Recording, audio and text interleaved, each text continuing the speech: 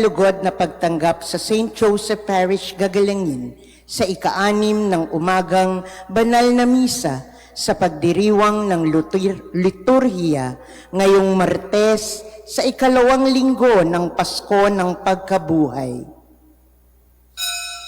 Tumayo po ang lahat at tayo'y makiisa sa banal na misa na pamumunuan ng ating Kura Paroko, Reverendo Padre Douglas D. Badong.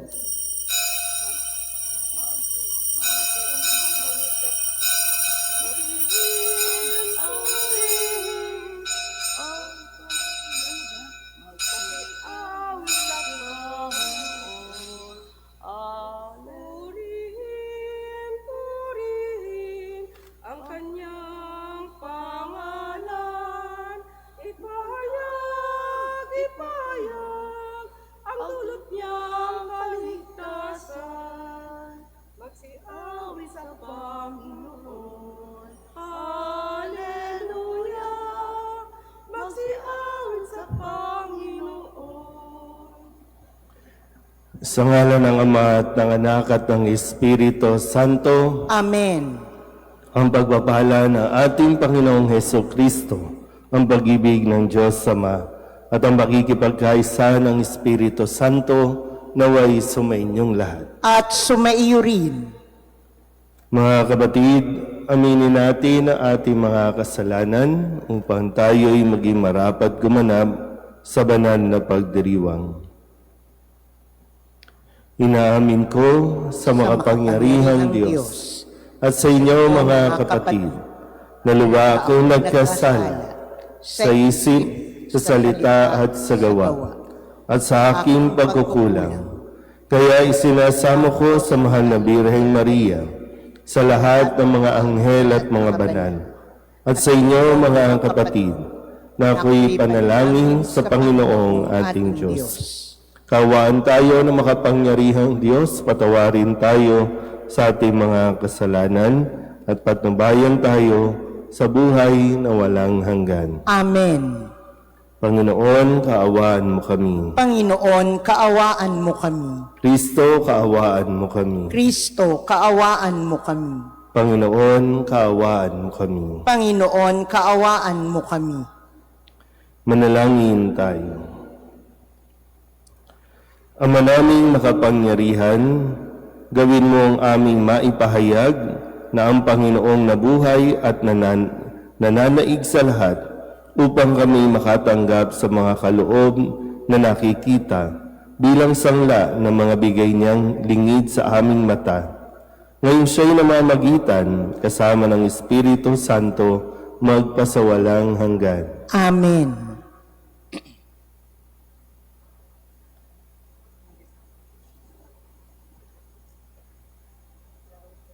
Pagbasa mula sa mga gawa ng mga apostol.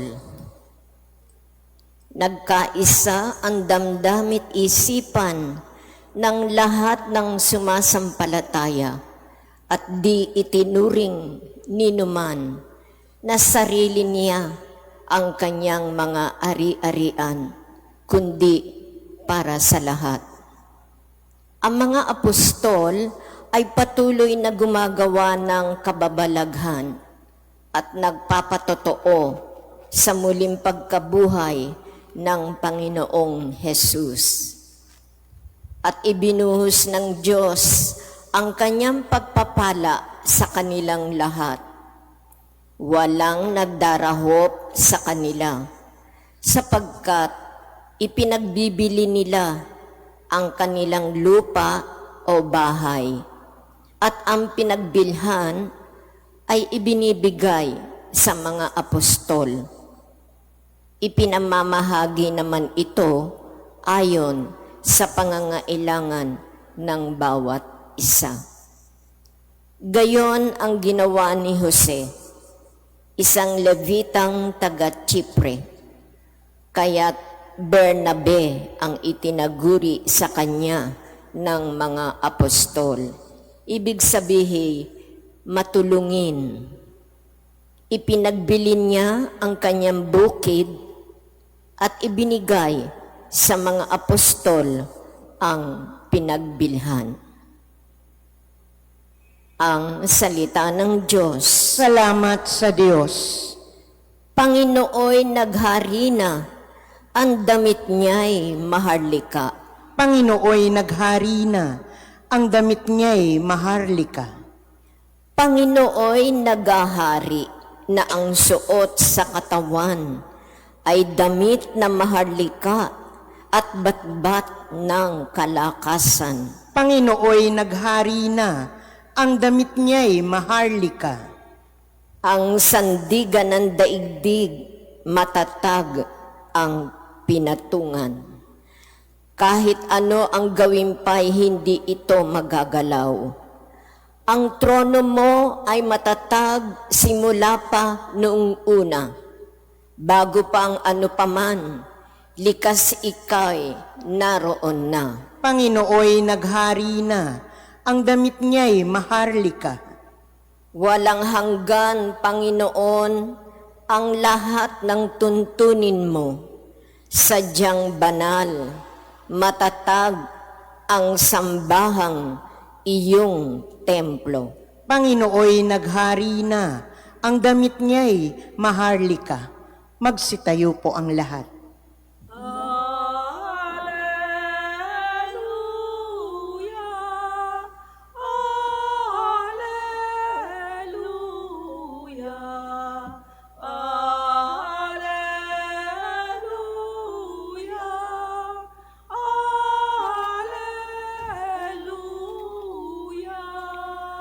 Ang anak ng tao'y dapat na itampok at itaas upang lahat ay maligtas. Sumainyo ang Panginoon. At sumaiyo rin, Ang mabuting balita ng Panginoon ayon kay San Juan. papuri sa iyo, Panginoon. Noong panahong iyon, sinabi ni Jesus kay Nicodemo, "Huwag kayong magtaka sa sinabi ko sa inyo. Lahat ay kailangang ipanganak na muli. Umiihip ang hangin kung saan ibig at naririnig ninyo ang ugong nito. Ngunit hindi ninyo alam kung saan nanggagaling at kung saan naparoroon. Gayon din ang bawat ipinanganak sa Espiritu. Paano pong mangyayari ito?" Tanong ni Nicodemo. Sumagot si Jesus, "Guro pa naman kayo sa Israel, ay hindi ninyo nauunawaan ang mga bagay na ito?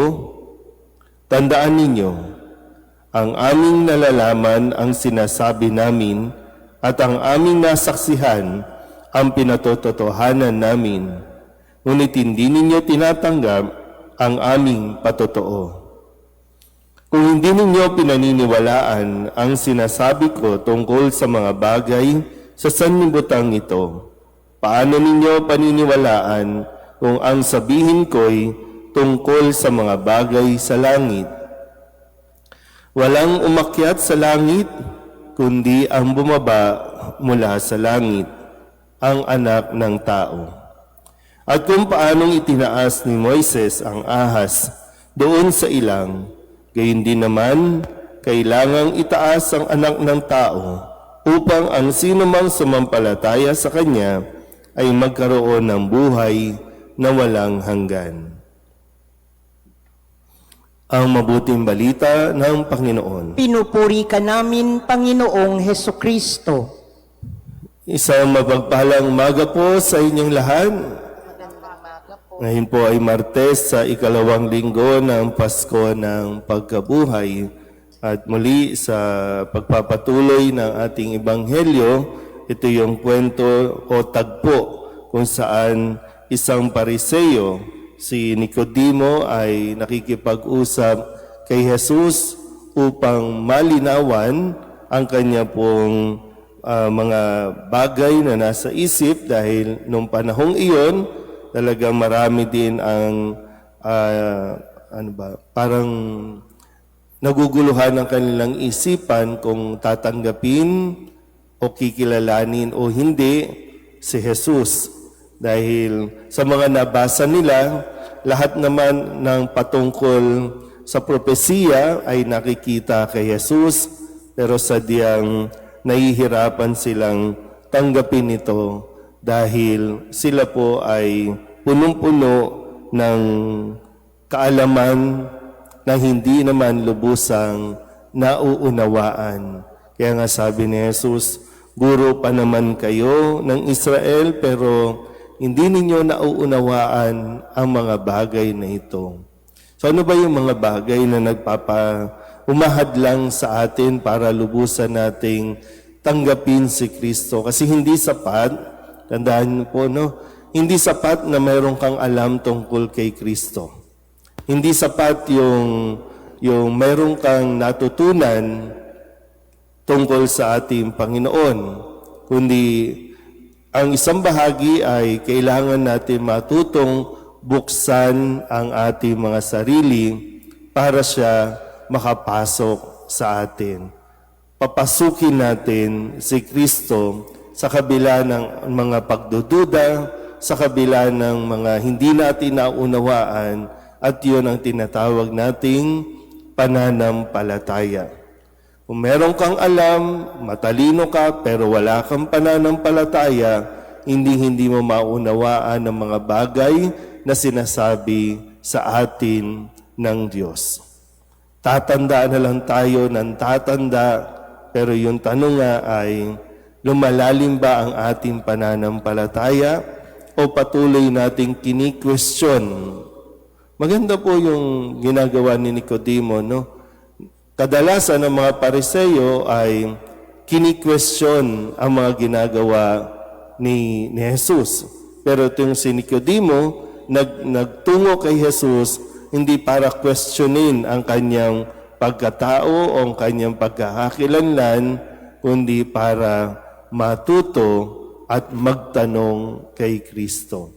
Kaya rin kasi yung ki-questionin mo sa naghahanap ka ng kasagutan sa mga bagay na gumugulo sa ating pong mga isipan, lalo tigil pagdating sa ating pananampalataya. Kaya nawa, patuloy din nawa tayong lumapit kay Jesus, magtanong, para nang sa ganon ay malaman natin ang mga kasagutan ukol sa atin pong nararamdaman, nararanasan. Kaya idulog din natin sa Panginoon na maging bukas ang isipan, no? Lalo na ng mga leader ng mga bansang nasasangkot sa mga kaguluhan, sa mga gera, kasi ito yung mga leader na akala nila alam na nila ang lahat, akala nila sila ang nakakaalam ng kung ano ang dapat gawin, pero sa kalaunan ay kaguluhan lang ang naidudulot nito. Kaya sino man, no, ng mga leader na naghahangad na manungkulan dahil akala nila ay alam nila at nasa kanila ang lahat ng solusyon, ipagdasal natin na nawa ay mas maging mapagpakumbaba sila, lalo tigit sa pagtanggap sa mga turo at aral ng ating Panginoong Hesukristo. Amen.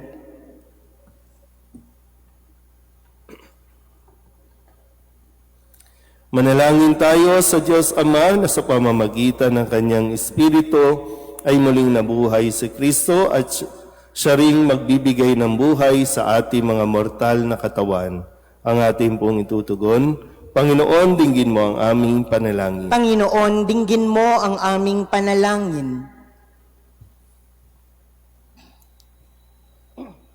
Ang mga ginawaran ng katungkulan, naway pukawin ng Espiritu sa pagtupad ng kanilang pamumuno, ayon sa diwa ng pag-ibig at paglilingkod. Manalangin tayo sa Panginoon. Panginoon, dinggin mo ang aming panalangin. Atin nawang patuloy na panibaguhin sa Espiritu ang ating mga sarili at lumago tungo sa kaganapan ng pag-ibig ni Kristo. Manalangin tayo sa Panginoon. Panginoon, dinggin mo ang aming panalangin. Sa lahat ng nakikiisa sa pagdiriwang na Eukaristikong ito, Naway matulungan natin ang isa't isa ng may pag-ibig na nagpapahayag sa Santatlo. Manalangin tayo sa Panginoon. Panginoon, dinggin mo ang aming panalangin. Ang mga may sakit naway maipagamot at mabigyan ng lunas sa pamamagitan ng kabutihang loob ng kanilang pamilya at mga kaibigan. Manalangin tayo sa Panginoon. Panginoon, dinggin mo ang aming panalangin. Upang mamayani ang kapayapaan sa gitnang silangan at sa buong mundo, at ipagadya nawa ang sangkatauhan sa karahasan, kasakiman, at pang-aabuso ng kapangyarihan na nagdudulot ng paghihirap at kamatayan sa marami. Manalangin tayo sa Panginoon. Panginoon, dinggin mo ang aming panalangin. Upang ang lahat ng mga nagdurusa dahil sa kalupitan ng digmaan ay daglian ng makaranas ng kapayapaan at mabuhay ng may kapanatagan at kalayaan. Manalangin tayo sa Panginoon. Panginoon, dinggin mo ang aming panalangin. Ang mga namayapa naway magdiwang sa maluwalhating muling pagkabuhay ni Kristo. Manalangin tayo sa Panginoon. Panginoon, dinggin mo ang aming panalangin. Idulog din natin sa Panginoon ang ating mga personal na kahilingan, mga panalangin para sa ating mga pamilya, kasama din ang mga kahilingan ng mga nanonood sa online. Lahat ng mga misang pasasalamat, special na intensyon, agarang paggaling ng mga may sakit, at ang lahat ng mga kaluluwa na iniling na ipagdasal sa misang ito.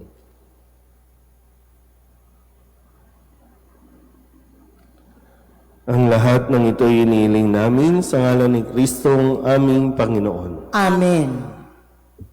Handog namin sa iyo, Ama, ang tinapay at alak na ito. Handog ng bayang umaasa, sumasampat nagmamahal sa iyo.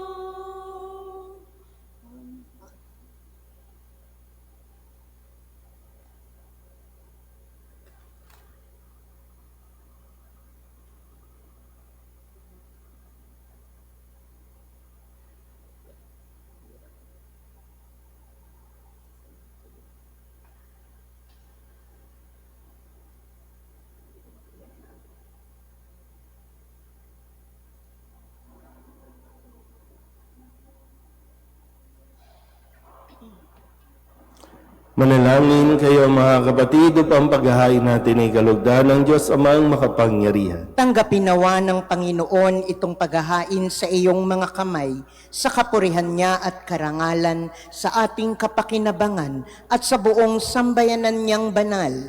Ama naming lumikha, ipagkaloob mong kami ay laging magalak sa pagdiriwang ng Pasko ng pagkabuhay ng iyong anak, upang ang ginagawang patuloy na pagsagip sa amin ay maging sanhi ng aming ligayang walang maliw. Sa pamamagitan niya, kasama ng Espiritu Santo, magpasawalang hanggan. Amen. Sumainyo ang Panginoon. At sumaiyo rin. Itaas sa Diyos ang inyong puso at diwa. Itinaas na namin sa Panginoon. Pasalamatan natin ang Panginoong ating Diyos. Marapat na siya'y pasalamatan.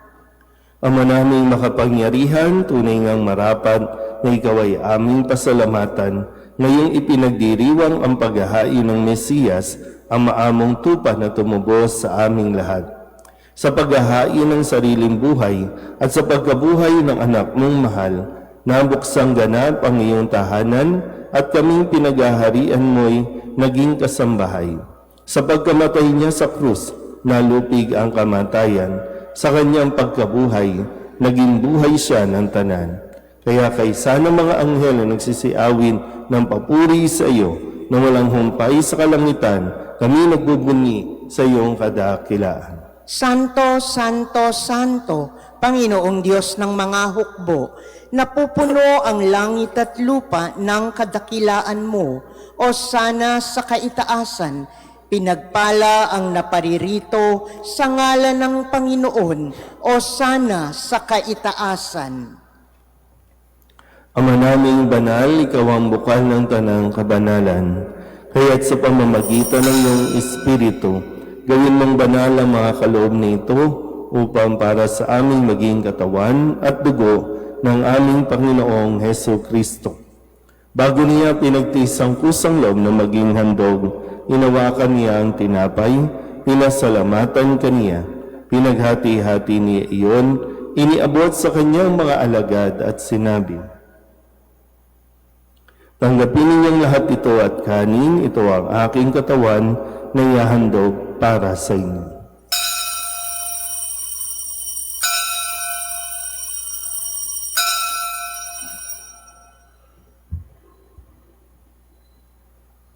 Ngayon din naman na matapos ang hapunan, inawakan niya ang kalis, muli kaniyang pinasalamatan, iniabot niya ang kalis sa kanyang mga alagad at sinabi,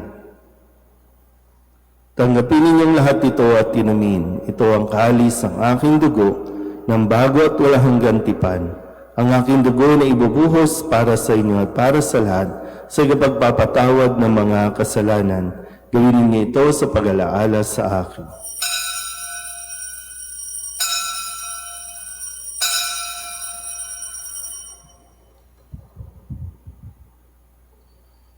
Ipagbunyi natin ang misteryo ng pananampalataya. Si Kristo'y namatay, si Kristo'y nabuhay, si Kristo'y babalik sa wakas ng panahon.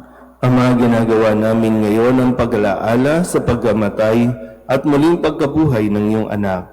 Kaya tiniaalay namin sa iyo ang tinapay na nagbibigay buhay at ang kalis na nagkakaloob ng kaligtasan. Kami nagpapasalamat dahil kami iyong minarapat na tumayo sa harap mo para maglingkod sa iyo. Isinasamo namin kami magsasalo-salo sa katawan at dugo ni Kristo ay mabuklod sa pagkakaisa sa pamamagitan ng Espiritu Santo. Amalingapin mo ang iyong simbahang laganap sa buong daigdig. Puspusin mo kami sa pag-ibig kay San Eliho na aming Papa at ni Jose na aming Obispo at ng Tanang Kaparian. Alalahanin mo rin ang mga kapatid naming nahimlay na may pag-asang sila'y muling mabubuhay, gayon din ang lahat ng mga pumanaw. Kawaan mo sila at patuloyin sa iyong kaliwanagan. Kawaan mo at pagindapating kaming lahat na makasalo sa iyong buhay na walang wakas. Kaysa ng mahal na Birheng Maria na ina ng Diyos, ng kabiyak ng puso niyang si San Jose, kaysa ng mga apostol at ng lahat ng mga banal na namuhay dito sa daigdig ng kalugod-lugod sa iyo, may pagdiwang nawa namin ang pagpupuri sa kararangal mo sa pamamagitan ng iyong anak na aming Panginoong Heso Kristo. Sa pamamagitan ni Kristo, kasama niya at sa Kanya, ang lahat ng parangal at papuri ay sa iyo, Diyos amang makapangyarihan, kasama ng Espiritu Santo, magpasawalang hanggan. Amen, amen, amen. Amen.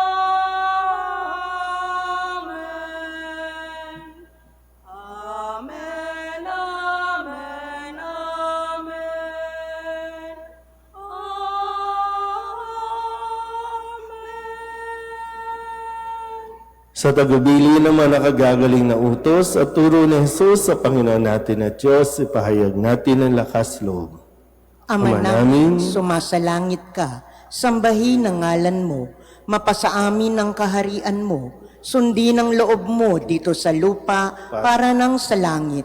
Bigyan mo kami ngayon ng aming kakanin sa araw-araw at patawarin mo kami sa aming mga sala para ng pagpapatawad namin sa nagkakasala sa amin, at huwag mo kaming ipahintulot sa tukso at iadya mo kami sa lahat ng masama.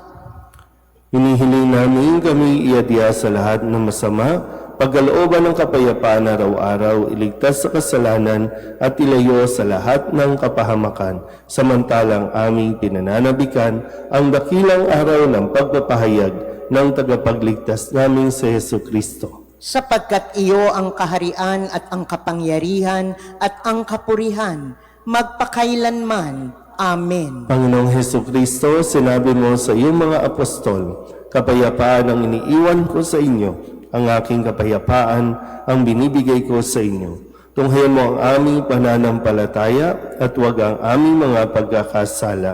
Pagkalooban mo kami ng kapayapaan at pagkakaisa ayon sa iyong kalooban, kasama ng Espiritu Santo, magpasawalang hanggan. Amen. Ang kapayapaan ng Panginoon ay laging sumainyo. At sumaiyo rin. Mabigayan tayo ng kapayapaan sa isa't isa. Kordero ng Diyos na nag-aalis ng mga kasalanan ng sanlibutan, maawa ka sa amin. Kordero ng Diyos na nag-aalis ng mga kasalanan ng sanlibutan, maawa ka sa amin. Kordero ng Diyos na nag-aalis ng mga kasalanan ng sanlibutan, ipagkaloob mo sa amin ang kapayapaan. Ito ang kordero ng Diyos. Ito ang nag-aalis ng mga kasalanan ng sanlibutan. Mapalad ang mga inaanyayahan sa kanyang biging. Panginoon, hindi ako karapat-dapat na magpatuloy sa iyo, ngunit sa isang salita mo lamang ay gagaling na ako.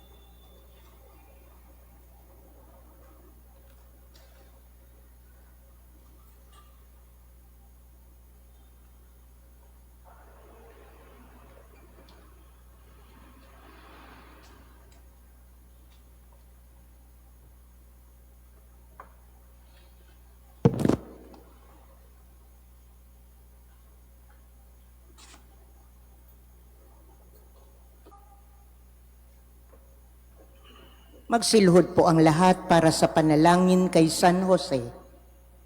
Abang tagapangalaga ng tagapagligtas, kabiyak na puso ng mahal na Birheng Maria, sa iyo ipinagkatiwala ng Diyos ang kaisa-isa niyang anak.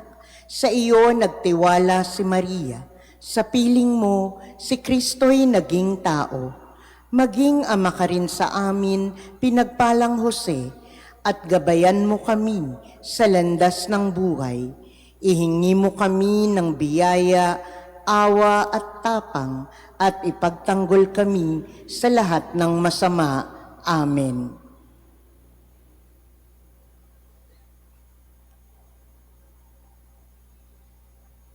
Magsitayo na po ang lahat.